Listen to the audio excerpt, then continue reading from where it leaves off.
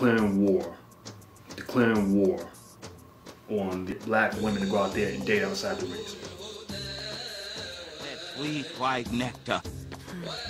Look, oh, that woman's body over there, that's a temple. All right, now, ladies and gentlemen, sisters and brothers and comrades, and of course, most importantly, enemies.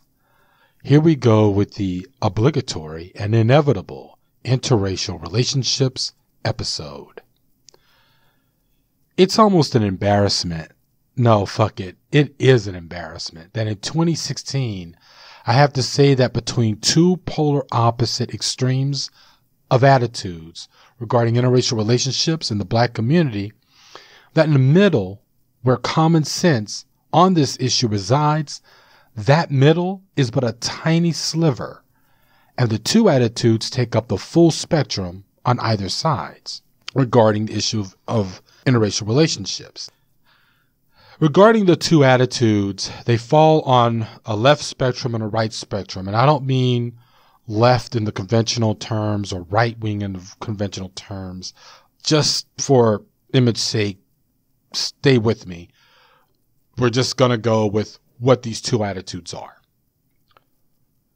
One, on the left spectrum, you have the people who actually think that a black person has no reason to feel that they can speak or act on issues in the black community or build in the black community if they are with a non-black person.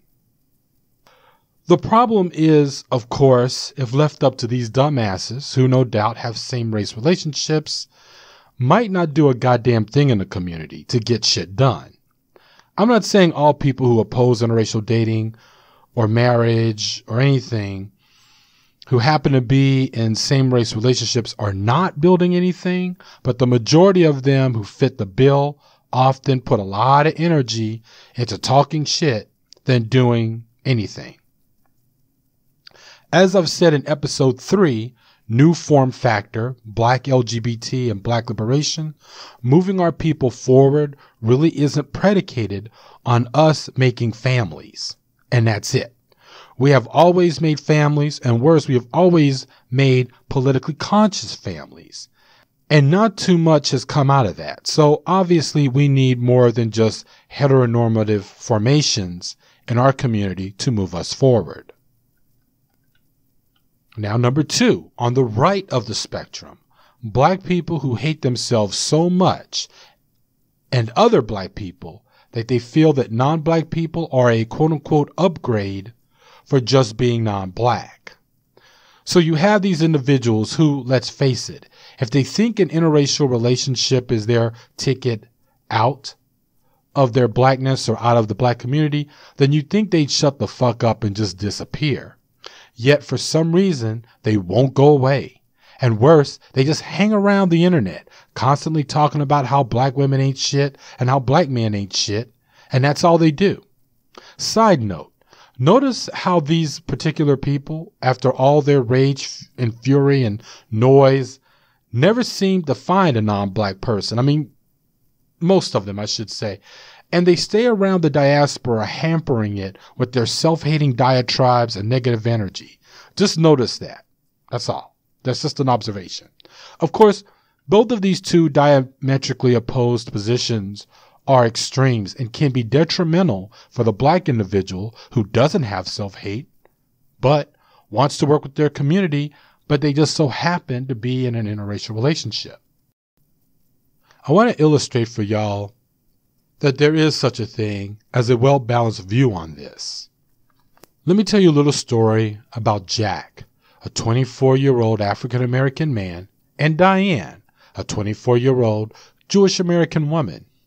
Jack, after what was a great date in their 5th month of seeing each other, woke up and expressed that he was having serious feelings for Diane. He wanted to go forward with a relationship with her, but he felt that due to his political activism in his community, he was not going to compromise his work if he was going to be with someone who was non-black, if that relationship would become serious and move to a higher level. In other words, if this person, non-black person, would have had an issue with his political work, he was not about to compromise that, with that being the case. Diane replied saying that she agreed with that and that she was on the same page with her feelings for Jack, but she did ask him if he had issues with black women.